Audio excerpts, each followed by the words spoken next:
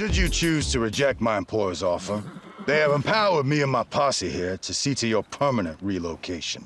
At which point, all that was once yours will become theirs. We told your employer we reject their paltry offer. Tell him, Sheriff. I'm to inform you that we have petitioned the governor against the railroad's claims. Ain't no sheriff or governor gonna help you out here. Hi there, we're very excited today to be bringing you an interview with Ted Monte. Ted, welcome to the show. Thank you very much. I'm really excited to be here. I absolutely love the show, and I'm fascinated by you guys. Great, well, we're really excited to be able to talk to you. Ted recently played the sheriff in Salvation or Bust. So we're going to be talking about Quantum Leap for sure. But first, you've had an incredible career over the last 30 years, particularly over the last few. Can you talk me through a little bit about your history to date, some of your high points? Yeah, well, I'll tell you, the very first film that I was ever in was a film called Silence of the Lambs. And the really cool thing about that is it was my first feature film that I'd ever been in, ever. And it was with the director, Jonathan Demme, the late Jonathan Demme. And one of the coolest things I loved about being on that set is my first day on the set, and I just had a tiny little part in there, but my first day on the set, when I walked into the lunchroom, and again, it's one of the greatest food films I've ever been on. I mean, they were serving swordfish and prime rib, and it was just a bonanza. But my first day on the set, I didn't really know anybody. And I walk in, and I'd gotten, my food, and walk into the big area where all the actors and the director and producers and everybody's in there. And I had no idea where to go to or to see anybody. I didn't know anybody. And I'm walking into that room, and Jonathan Demme jumps up from his table, and he's like, Ted, come over here. I didn't even know he even knew who I was, So I walk over, and he goes, come here, sit down with us. And he introduces me to his wife, who was there, introduces me to Jody, introduces me to everybody on the film. And he just treated me and really everybody like we were family. I mean, it was like this incredibly welcoming, warm environment, and it was my first experience into movies, and having that as my first experience was absolutely phenomenal. And then what happened with the movie afterward was pretty spectacular. Silence of the Lambs. I don't know if I've ever heard of that. No, it's an obscure little indie film. Yeah, I know. What a way to start. Wow, that's awesome. I know, and you think you can, wow, I've made it now. But and I've done, from there I've done, gajillion commercials, TV's episodic, blah blah blah blah. But I'll fast forward. Before I get into some of the recent stuff I've done, now that it's Halloween, I did a little indie film a few years ago that got quite a bit of notice. It's called Circus Kane. And my wife and I were just on Netflix the other night, and it popped up as one of the Halloween films to watch. So I got to throw that out there, Circus Kane. So it's a fun little indie film where a clown kills people. So it's fantastic. Cool. Yeah, I know. If you like that kind of stuff, and I do, it's a great fun little show. And recently, I have to say that, I'm very proud of what's been happening recently. I was really fortunate. I'm sure everybody loves and knows The Godfather. I was fortunate to be cast in a role in The Offer, which is about the making of The Godfather, all seen from Al Ruddy, the producer's point of view. Giovanni Ribisi, Miles Teller, Juno Temple, just phenomenal. One of the coolest things about this show. And I don't know, again, I don't know how many actors have talked about, what happens. Usually when you get a job, there's no rehearsal like there used to be. It's like you get the job, you work, you get on set, and then if you get to run lines with somebody, you're happy. This one, Dexter Fletcher, who directed this thing, we got probably about a month, maybe month and a half before we started the filming. He sent all the actors who were in the first couple of episodes, he sent us an email. And he said, I want you guys to come to set. We're going to be doing rehearsals for this. So we had a month of rehearsals.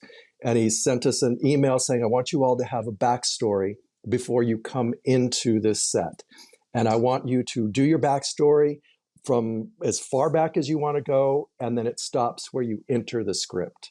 And what we did is when we came into rehearsals, and again, this is unheard of today, that we go into rehearsals. When we walked in, we had this big rehearsal hall in downtown LA, and all of us were there. You know, Miles, Juno, Giovanni, everybody's there, and all the prop team had set up this entire rehearsal space with items from that period, the 1970s. We had plates, we had glasses, we had pictures, we had, you know, books that Coppola had written. We had all kinds of stuff from that period, so that when we weren't rehearsing, we would be living in that environment. And then as part of this, each one of us read our backstory to all the other actors. And so we all got to know who we were before we joined. And one of the things about Dexter is he was saying he wanted to relive that era. He kind of wanted to do what Coppola had done, which was create a troupe. He said, I want an acting troupe. You know, like, you know, he's, you know, back in theater days, he's a big, you know, theater actor, and he wanted us to be in that kind of environment. It's what happens to you when you're working in a theater. You become really close and you trust each other. So we really developed that kind of work while we were doing, and it was a month of rehearsals before we even started.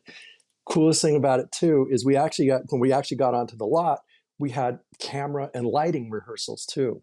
So it's like, and totally unheard of today. We actually went in there, we did all camera rehearsals and all that kind of stuff.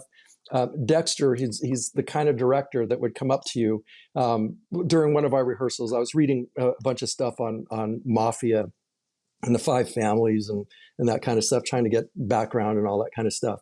And all of a sudden I noticed somebody was standing in front of me, and I look up and Dexter's just staring at me. And he looks at me and he goes, "You're going to be fantastic in this thing." And then he walks off. It's just, and that's the kind of director that he was. And when we actually started shooting the thing, he would, like, you know, because it's COVID time, so everybody's in masks and everybody's separated, and we're shooting on the lot, and it was on the Paramount lot. And it's like, there must have been, you know, 200 people, you know, there's producers, there's all kinds of monitors and all kinds of stuff. And he's in a different room. But after every take, he'd come running in, and he'd come in and he'd give you some direction. "Oh, I want you to do this, do this, do this." And then he'd run away and then go back. And then he'd come back, and then he grabbed me at one point. He pulled me away because I had a scene with Giovanni Ribisi, and he's whispering to me, he goes, "I want you to just laugh at him, just laugh at him." And so I go, okay. So then I go and sit, and we do in the middle of our scene, I just start laughing at Giovanni, and, you know, he reacts to that and all this stuff. And then Dexter comes to the scene, he comes over, he grabs me, he pulls me, I'm like, "You're brilliant." He goes, "You're out acting Ribisi." And so, and Giovanni, I don't feel that way at all. But it was a great, funny moment, you know, and that was the kind of environment that Dexter had created in The Offer. So it was really just absolutely brilliant.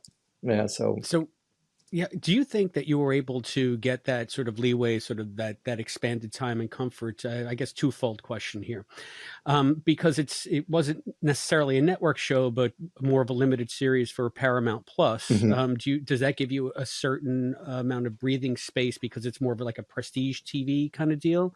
And I guess the second part is, do you think the director was so keyed up on getting you into sort of that old time feeling? Because as a project related to something as iconic as The Godfather, you're going to have a lot of cinephiles watching who are especially invested in legacy of The Godfather.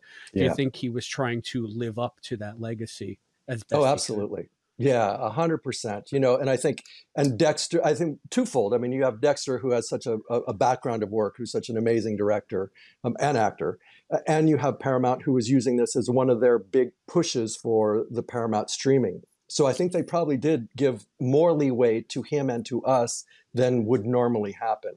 And, you know, it was when I did that with Dexter and with everybody else that was there, that felt to me like what I thought this business was going to be like all the time, you know. And it was really, it was a pleasure, and they gave us that kind of freedom. But yeah, I think absolutely, because of the reasons you suggested, you know, they did give us that kind of leeway. That's really great. So, I mean, how does that contrast to doing a regular network drama like Quantum Leap? I'll tell you something. Quantum Leap, it's in a whole different world because first of all, well, I guess it's not because it's as iconic as The Godfather. The thing about Quantum Leap is, I mean, we like yeah, to think so. I know. Well, it is. It really is. I mean, I watched the show. I was a huge fan of the show. The thing about Quantum Leap is that it had its own iconic value to it. And forget about just all the stuff with Scott Bakula and the whole show. But when you come onto it and you're rebooting something that has that, you're on the lot, again, which is like, it's such top secret, just to get there. I live here and I got lost. I'm just like, I'm going on the lot. You're like, no, you're not parking on this part of the lot. You're parking in the top secret part of the lot, and we're going to bus you to where you're supposed to be. I'm like, okay. So, I get on this bus, I go out to, God knows where out in the, on the lot. And so, and then you wait in your trailer, you wait there forever till they're ready for you. And then all of a sudden you walk into this Western town on the lot. And then you have like these tour buses that are going by that are stopping with everybody filming and, taking pictures. And I walk on here, and Silas is who I'm a huge fan of, Silas Howard, our director. I mean, the work that he has done has been so real and so, I think so groundbreaking. So I was a fan of his coming on. I was a fan of the show coming on. So it was, and you get to play cowboys. I mean, I'm sitting there, and the whole wardrobe thing was amazing. Trying on 100 different hats. Your gun. It's everything as a kid that I wanted to do. How many times did I play cowboys and Indians, and now I get to freaking be here. And so it was absolutely amazing. And Silas, he was terrific because it's like, well, we didn't have the kind of rehearsal we must have done 1,000 takes, and the thing about it is that every time, because I get shot in this episode, and I hit the ground, I must have hit the ground like 30 times. And every time, Silas would have different ways of us doing it, different angles. He'd add stuff to the scene. So we were constant. There's a lot of stuff that, there's a lot of stuff that didn't make it into the editing that we have. Like we have this entrance, like when you read the script, it reads as, me and my deputies are coming out a la Tombstone. And I was kind of like the Wyatt Earp character coming, and we walked out from out of town and out of the sheriff's office, and we walk up to this big thing. It's this big epic kind of thing. A lot of that didn't make it into the final pieces for, you have no control over that stuff. But in that final shootout, it was just absolutely terrific. And it was so much fun. It's a couple of things that happened on there. First of all, I'm getting shot constantly. So when I would stand up, it got to me, I must have had like 50, 75 extras in that town all over. So I was getting shot so much that pretty soon the extras, when I would get up and we'd get to the next tape, they'd start singing, "I shot the sheriff." But it was like my theme song every time we'd redo that thing. And then so some of the other extras would be going, "Come on, sheriff, don't get shot this time. He's gunning for it." So it was a whole like thing. Yeah, it was really fun. One of the things also, the script changed from when I first auditioned for it. When I first auditioned for it, I was going to be riding a horse, and I actually grew up on a working cattle ranch. So I think I'm actually the only person except for the stunt people that actually knew how to ride a horse. But they changed it so that I wasn't on a horse anymore. And you guys, we've seen the episode already, so you know what happens. So William is on the horse, and William, I don't think, has done a lot of riding. And so you'll notice, and when you watch this is an interesting kind of gas thing. So William was having trouble controlling his horse. And he's got this, this epic bad guy monologue stuff where he's telling the town what's going to happen, and he's doing all this stuff. And then his horse would start to move away, and he would, so it would like be twisting. And you'll notice on one of the shots, all the stunt people behind him are pointed this way, and William's horse is pointed this way. this is one of those times, because his horse was originally this way and he was supposed to be facing it. It was one of those times that the horse kind of like did one of these things, and so they captured him stuff while he's sideways. But in order to get the horse to stand still, one of the wranglers comes in, he's holding the horse. So the camera's up here and he's holding the thing here. So he's able to control the horse, and they're giving him direction, the wrangler direction. Can you push his head up so we can see his ears? So he'd be doing this stuff. And then the thing that just cracked me up is, the horse is just standing there being held. He's kind of looking down, and the wrangler puts his hand on the ground to just kind of brace himself. And the horse just stares at his hand, and then the horse like puts his foot up and then tries to step on the wrangler's hand. It's like, just Mango, stop that, And this is happening take after take. Every time the horse would like see that hand, and he'd be like, "Bah." So he finally had to just hold him with two hands there till they got all that take. So that was, I thought that was pretty funny. Let me. Just top that one. Yeah, maybe we could go back just a little bit. You mentioned about the fact that the script had changed between the point of audition and you actually getting there. How much of the script had you seen at the point that you auditioned? Because you were only in that one scene. Is that what you knew of the episode? Yeah, that's all. That's in the beginning. That's all I saw was just, I think it was like 3 pages, initially. So that's all they give you in the very beginning when you first do the audition, is just this, little bit to do that with. But then once I got the job, then, they give you the full script, and then it changed a couple of times from that original audition anyway. So they're constantly rewriting and changing. Which is actually different. I was fortunate enough to work on Westworld this last season 4, and they are like top secret about everything. When I first auditioned for that role on Westworld, it was I have a recurring part on that, but initially it was just supposed to be 1 episode. And I did that initial scene, and there was all kinds of delays for a lot of reasons, and it was like months after I'd auditioned for it. And I just knew that, the few lines that I had on this one thing. And then they came back and they said, well, we've expanded the role. Are you still interested? I'm like, yeah, of course I am. Are you still interested in me? Because now that they've expanded the role, of course, now you've got, bigger name people. It's like, well, great, and they asked me to re-audition for that. So they gave me, again, little pieces, of future episodes. But in the end, when I actually got the job, all I ever got was the pages that I was on.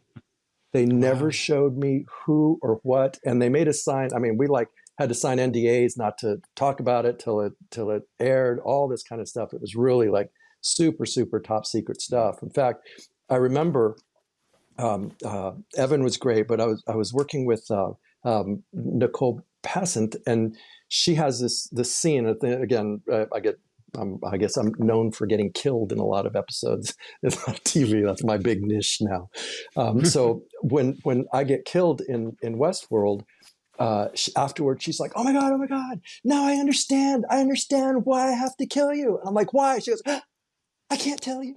I can't tell you. I'm like, but I'm the reason. She goes, I know, but it's in the next episode. I can't tell you. So yeah, they were crazy top secret. Fortunately, Quantum Leap wasn't as bad as that, but yeah. When you're on a set like that, where you have such a lockdown and you can only see bits and pieces, even of your own part, and to not be able to put it into the context of the entire project, is that a different feeling on that set? I know the job is the job. You do your lines and you do your best as an actor to act and react with the people around you. But does it affect the overall feeling of a shoot? Does it feel like a more closed sort of insular experience as opposed to everything we've heard about Quantum Leap? This is why I'm asking, is that it's such an inviting set, and that from top to bottom, everybody's always so, open and friendly. And I'm just wondering if there's a different dynamic when you have those kinds of constraints. Definitely. And it's anytime you're on a set, number one on the call sheet sets the tone for the whole show. So, to answer your question, twofold. There's really when you only know what you're doing. I personally think it kind of limits you as an actor because you don't have the breadth of what's happening. So you discover what's happening the next time, and you always go, oh, shoot, if I had known this was going to happen, I would have played it a little more this way. I would have done a little more that. Which is always a challenge. So I really prefer to have much more information up front, which is like Quantum Leap. Once they'd locked the script, it was like ours to explore the script. You find so much more information about, who you are, what the town's like, how long you've been there, your whole backstory that you have to, build some of it on your own, but so much is there when they provide all that information. And one of the things like Ray, who's number one on our call sheet, was freaking phenomenal. I mean, again, like I gave you that example with Jonathan Demme earlier. That was actually both Ray and Silas coming on. I mean, they were two of the most inviting, friendly people. I mean, Ray's there, jumping in, hey, I'm so glad you could be part of this, and then we had, conversations about, just Quantum Leap and what it meant, to us and to other people. And of course, I'm sure he gets asked this everybody on the show, including me, is Scott Bakula coming on the show? And he's like, I don't know. And I read this fan theory that said that Scott had leaped into Ray, and that Ray was actually, doing, so Scott's double leaped into that. So really, Ray is Scott. Yeah, I know. Which I again, like I say, I hope Scott does make it. But I was talking with Ray, and he's just super friendly, super great guy. I mean, and he's a wonderful actor, and I think he really does bring that sense of what I remember of Quantum Leap to this. He's funny, he's serious, he has that kind of, tongue in cheek, but with that certain, seriousness that's happening to him. So, I mean, I love the new show, and he's phenomenal and welcoming. And Silas, I mean, even Silas again, it's interesting when I think back to Jonathan Demme, because Silas, when I was eating lunch, he comes over and sits down next to me on the bench. We're in this big Western town. And then we just start talking, and, and he's telling me how much he loves what I'm doing, blah, blah, blah, blah, blah. And he's like, and I say to him, I go, yeah, it'd be great if you guys can like come back and, another episode, maybe like, an hour before you did now. And he's like, that's a great idea, and then he calls to somebody, goes, is it possible to come back at a different episode and have Ted still be alive? So they have some, I'm sure he was just humoring me, but, let me put that out there. And I said this to Ray too, before I leave. I mean, buddy, just come back another episode, but like, a day sooner. That's all I'm asking, a day sooner. It's a whole different world. You're saving not only the town, but me. You're thinking So like a far, I science haven't fiction gotten a writer now. reply. I know, yeah. Story by. Well, this is a whole different world to the original series. I mean, there's story arcs and connections. So hey, you never know. This is the perfect opportunity for a prequel of some sort. Yeah, exactly. So, yeah, why not? You talked a bit about the atmosphere on set and how welcoming Ray and the director were. Silas. Were you on set for the whole shoot, or were you just on No, there I was only on there just for the teaser Yeah. piece. So yeah, so those first what, 15 pages or whatever it is. Yeah.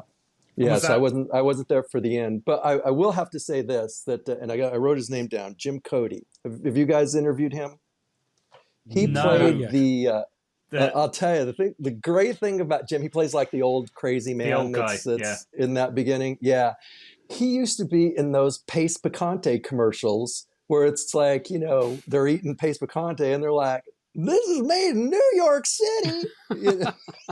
So that was I had to ask him a billion questions about that, because I actually did a Pace Picante commercial, and I'm like, but he did it back in the heyday, and that was like one of those most iconic commercials. So. So what What was it like being on the set? Did you get to see any of the other main cast, or was it just mainly Raymond and Caitlin that you were interacting with? Yeah, it was mainly those two. So everything in my world was, all the stuff that happens later on wasn't part of my world. So yeah, it was mainly Ray actually, and William. It's funny what you said earlier, that you were only in the teaser, and what's so different about the new iteration of Quantum Leap is the teaser used to just be the 12 seconds before the oh boy, and Yeah. basically you're in the teaser, which is as long or even longer than a lot of first acts these days. Yeah. Yeah, I know, it's true. Yeah, they do have a different structure to it. Yeah, it's funny because I actually rewatched my favorite episode not too long ago of the original, which was that I don't remember the name of it, but it's the one where Scott goes back to Vietnam. Yeah, it's called The And Leap Home Part 2 Vietnam. Vietnam. well, there we go. It was and watching that, the heart in that is, reminding me of why this show got rebooted. It's because there's so much, I remember when he sang that song, Imagine. It's like, and even seeing it again, it brought a tear to my eye, because there's so much heart in that. And I really do think that that's what the new show is bringing also. And I really think, as we start exploring and seeing what's going to happen with the new Quantum Leap, I really think there's going to be a whole new generation coming in. Because again, I love Ray in this role. I really, really do. And I wish there was somebody I didn't like, so I had some dirt for you, but It's a shame. Horse. Those are always fun stories. We never seem to get them. Everyone just seems to love each other. So are you following the show as it airs at the moment? Oh yeah. Yeah. Yeah. So did you know about the ending of Salvation or Bust with the reveal of I the other did. Leaper? Yeah, because I had the So that was script, actually even that wasn't yeah. cut out from your script. Yeah, no. They're very and unlike a lot of other shows, they're very, very open to what is happening in your episode and in your world. So which I think is just beneficial to everybody. So yeah, I knew. I know that we've been going for about a half an hour, but I had one other question, because you've been working for so long in so many different kinds of projects, and some amazingly fun seeming projects to me. A little film called Raptor, and maybe some other giant creature films. What is it like working on a set where everything's going to be done in post, and you have to react to what might be over there? I don't. I have to think that's a completely different acting experience too. It's actually pretty fun, and I'll tell you, I love that whole imagination world.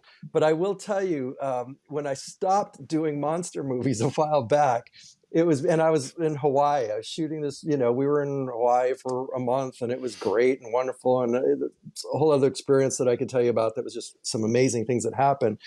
But I remember being with, I think it was Michael Pare and Michelle Borth, I think might have been in that. And we were running from some monster. And I remember turning around and I said, and I don't remember what the words were, but I said this. And as soon as they cut, I just turned around to both of them. I go, I think I've said these exact same lines to just a different monster at least like 5 or 6 times. I go, I got to stop doing these monster movies. That's the moment. Hilarious. So, with that in mind, have you got any other projects coming up that you want to share with us? I'm assuming not a return to monster movies. No, it's not a monster movie. No, actually, I'm working else? on my wife, who is Priscilla Barnes. You probably know her best from Three's Company. She was also in Jane the Virgin, a bajillion other things. She and I are working on a play with our director and acting coach, John Markland. So it's called Honeysuckle Graveyard, and we're actually in the pre-works of it. He's been writing this script, and we've been working with him along with two other actors, Danny Keaton and Chris Dietrich. And it's a four-hander, it's four people. And so John is, we're working with him and developing this script that we're eventually going to be putting up. We're talking about maybe December or January putting this up here in Los Angeles. So it's called Honeysuckle Graveyard. Great, something for locals. That's a great title. Yeah, absolutely. Cool. And everything else is just a waiting game. Yeah. Well, it's been really enlightening and fun chatting to you. Thank you so much for your time, Ted, and best of luck with the play. Thanks, guys. I had a great time.